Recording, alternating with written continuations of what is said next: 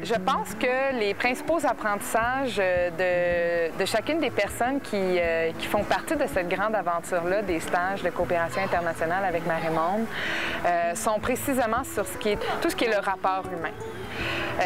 Au niveau du travail, oui, tu peux te développer, tu peux aller chercher plein de nouvelles connaissances en termes, si tu es en éducation, en pédagogie, si tu es en médecine, l'approche patient. Mais je pense que, selon moi, le travail devient un prétexte à la rencontre de l'autre.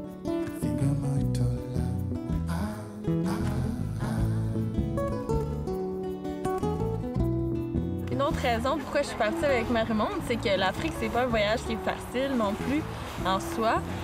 Côté physique, psychologique, émotionnel, vraiment dans toutes ces idées-là.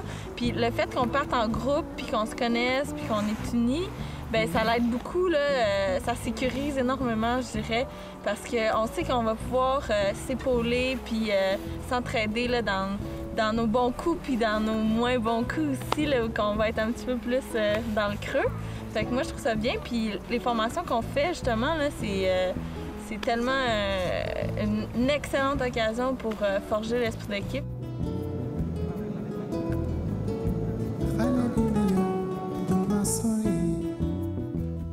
Je suis au Honduras depuis 3 semaines, mais le premier quelques jours, on est resté à Tegucigalpa dans la maison de Marée-Monde.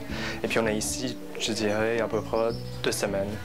Et puis quand on est arrivé ici, c'est vraiment différent que ce que je pensais.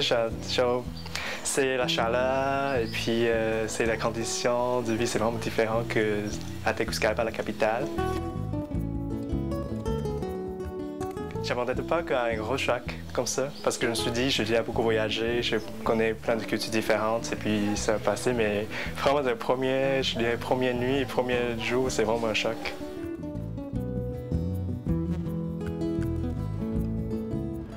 Je pense que mon plus grand défi dans le cadre du stage, c'est de faire comprendre la matière aux élèves. Je trouve que c'est super important et il y a beaucoup de faiblesses dans le groupe. Il y en a qui sont que ça prend une période de 30 minutes pour tout comprendre, puis il y en a d'autres que ça prend plus de temps. Et je pense que vraiment, mon défi, c'est de faire en sorte qu'au moins la majorité, plus que 75% déjà, ce serait bien qu'ils comprennent la matière.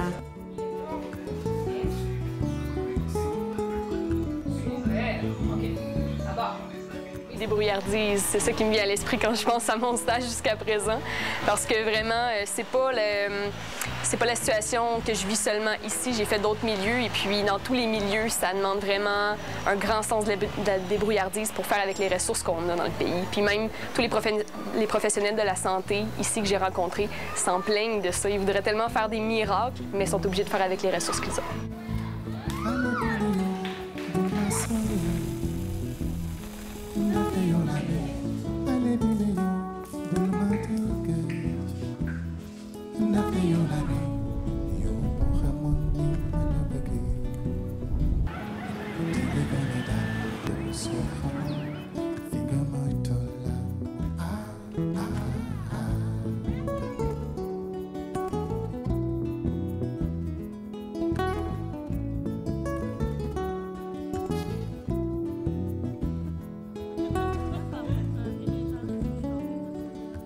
Oui, ça m'a vraiment fait réaliser que verbaliser avec les gens, puis avec respect, avec ouverture et avec écoute aussi, parce que on est deux personnes différentes avec 2 bagages complètement différents, 2 modes de vie, 2 styles de pensée qui s'opposent parfois. Marée-Monde, ça a vraiment été une expérience marquante à plusieurs niveaux. Le terrain a été marquant en soi, ça a défait plusieurs préjugés que j'avais par rapport à la pauvreté. Ça m'a re-questionné beaucoup sur mes valeurs. Ça m'a inspiré grandement aussi. Je pense que c'est en grande partie suite au stage au Sénégal que j'ai décidé de faire mes études en travail social, de voir les femmes là-bas engagées, puis surtout de voir le changement qu'elles pouvaient faire, qu'elles pouvaient apporter à leur société. Ça m'a vraiment marqué.